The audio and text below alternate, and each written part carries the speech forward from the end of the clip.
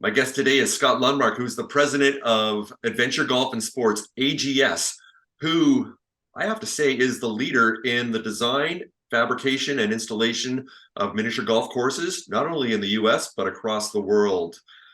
Scott, there you are. Good to see you again. Thanks for joining me. Good morning. Good to see you again, Colin. Thank you for having me. Absolutely. Well, yeah, you and I just finished up our long form Mod Golf podcast audio conversation. I do encourage our viewers here to go back, and I've got down below there, I've got the link that you can click on for that, because we talked about the history of AGS, about your dad, Arnie, starting the company in the 70s and then in the 80s. Yeah. So I wanted to focus on a couple of other things here. But before we do that, because I know you got some pictures behind you on the wall here, why don't you talk about the story there? I know maybe we can zoom in a bit, but why don't you tell us about the one picture there that you talked a little bit about on the podcast earlier? Boy, I don't know if I can thank you. I don't know if I can really get that close. I mean, if that helps a little bit, that's about as far as I can go. But the one, I'm not sure what you're viewing, but it should be top right. Yes. There's a picture of me the summer of 1975. So I was 11 years old, working in the Arnie's Funland Little Duffer Miniature Golf Course, distributing putters, balls, and scorecards for our paying customers back then. And that was my first entree, not only my first job, but first entree into playing mini golf, like we talked about earlier. Yeah, I love that. That's such a great picture.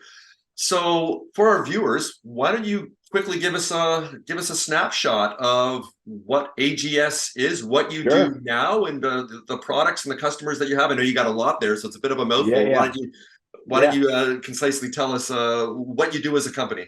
for sure. So we're 25, 30 years old, and the company really started out from my father, Arnie Lundmark. And again, I call him the Swami miniature golfer, the Godfather of miniature golf. But we really started out as owner operators up in Traverse City. That's the picture I showed you. But then through the years, Arnie sold off the operation side and really started designing and building for other owner operators, initially domestically, and then it kind of morphed into a global business.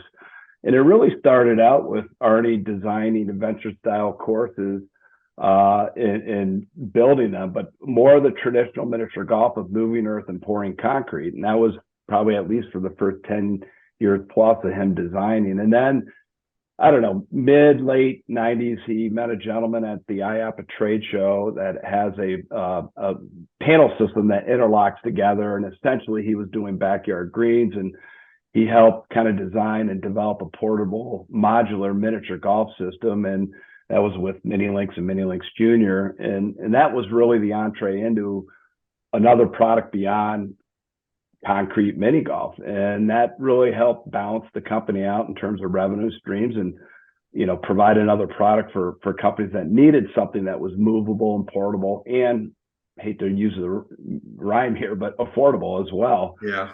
And then really through time, we took that same panel system and created custom applications, and we created a proprietary anchor system where then we could take that and anchor it to the deck of a cruise ship, anchor it to the top of a rooftop building, or anchor it to those large ocean piers you see out on the East Coast. So that really opened up a big market space for us as well. And then, in recent times, I'll say recent last decade or so, with the ever-changing internet and people's buying habits going through online purchases, the brick and mortar retail malls and outlets have changed, where they've had to reinvent themselves. And part of that reinvention process has been more into the food and beverage and family entertainment, which has been a big growth driver for mini golf, not to mention high tech like Puck Jack. And now you got Tiger Woods in with Pop Stroke, which we've created a product that, because people can't just go in and buy a Pop Stroke, and they own that, but Yeah. we can design and build and install a similar product. So it's been nothing but growth drivers out there for our space, and we're loving it. I'm sure in pop culture too, shows like Steph Curry's Holy Moly doesn't exactly hurt what you're doing also. Not at all. Those are all, again, just making it more and more popular. And miniature golf never went out of style, never went out of vogue. We spoke earlier. It's part of the reason, from an entertainment perspective, a 7-year-old plus or minus on up to grandma and grandpa can really play it, enjoy it, and compete. And what a great activity to play when your son or daughter has an equal chance to beat mom and dad or grandma and grandpa, who might be avid golfers. But mini golf can be, there's a little bit of trickery, or you can get bamboozled on a miniature golf course, so to speak. So yeah. Well, we talked about your dad Arnie earlier on quite a bit on the show as the mini golf swami, as you call him. So I'm sure you must know this. And he's apparently loves, eats, breathes, sleeps miniature golf. Must be fairly good at it too. How old were you the first time you beat your dad? Oh boy, in mini golf, actually, he might differ if he was on this podcast, but probably not too far out of the gates, because when he opened up Arnie's Fun Lane in that miniature golf course I was working at, if I wasn't working, I was always playing the mini golf course. So I started to get pretty good pretty quick at a young age. So probably 6th, 7th grade. So however old you are at that point in time is maybe the time I beat him in mini golf. So nice. So I'm quite fascinated, as you know, with your portable modular systems. The fact you can just drop it into underutilized spaces, whether it's, I've seen on your website, whether it's in Seattle for a Seahawks tailgate party or whatever that could be, just this opportunity just to move it around in a very flexible, agile way. For that system, let's say for 9 holes or even 18 holes, how much space does that take up, and how long does it take to set it up?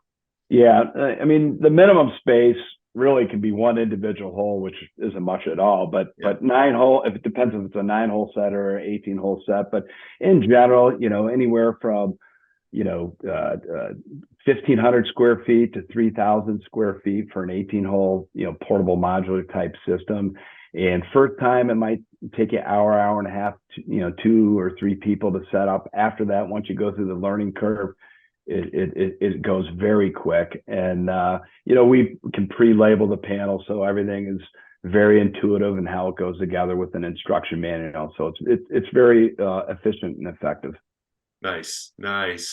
So I know we only have a couple minutes here because you're a very busy president of the company, and you do have to jump off for another call. So I don't want to take up too much more of your time. No worries. You talked some fun stories of some of the ambitious builds with volcanoes and some that never came to realization. Where do you see the future of miniature golf? I know there's a lot of tech-enabled indoor miniature golf courses now, even with the company. Where do you see growth? Because you're constantly innovating, and I really love that about what you're doing with AGS. So where do you see it? What you can tell us? I'm sure some stuff you got to kind of keep close to the chest right now. But where do you see opportunities where you're infusing technology and perhaps offering new products and services in the future, whether it's a year from now or down the road?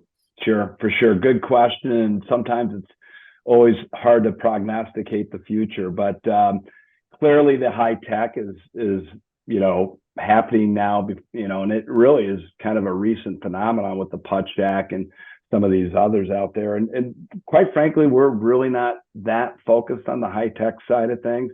Maybe we will in the future. We can integrate, and that would be more the gamified type mini golf. We can certainly get high tech with theme elements that are installed and integrated in the playability of traditional miniature golf. But I think we're still pretty focused on our bread and butter of traditional miniature golf, whether it's adventure, landscape style, natural putting courses like a pop stroke, or our version, as we call it, bunkers and bumps, which is like a pop stroke, to something highly themed, or the adventure style with a lot of hills and waterfalls and streams. So we really focus on choice, chance, and challenge is our design philosophy. Choice for more than one way from tee to green.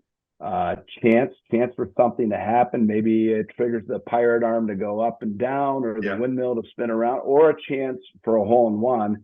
And then challenge, it's got to be challenging enough for the avid golfer, and yet easy enough for little Johnny or Susie to have an equal chance to beat mom and dad. So we are focused on that, but we do embrace creativity and innovation, and we're constantly looking at the future and, you know, what is going to be the next best thing in mini golf, and we're always keeping an eye on it. We always keep the eye on the ball.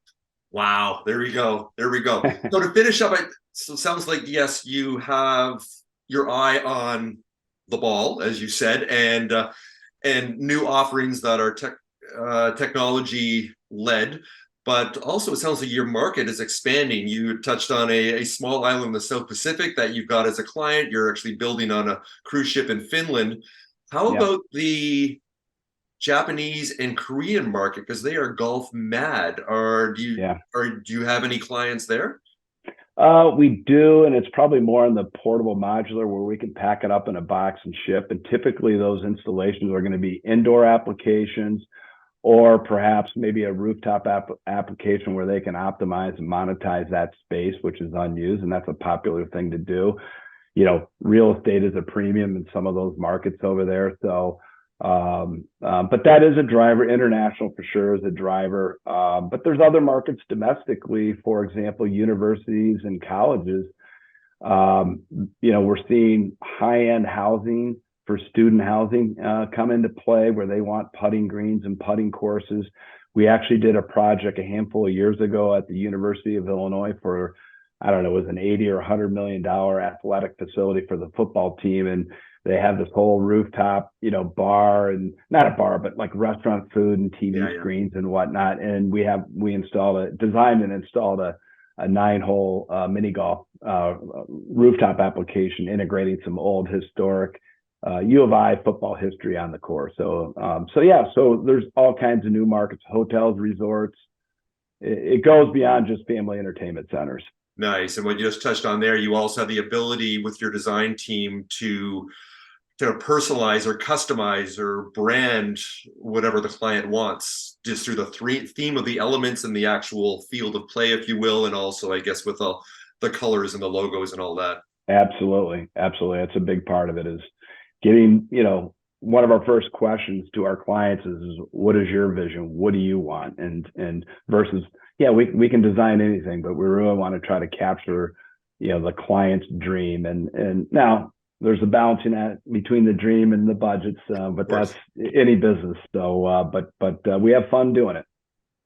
Well, if there are any of our viewers who have mini golf visions and dreams, what is the best way for them to find out more about adventure golf and sports?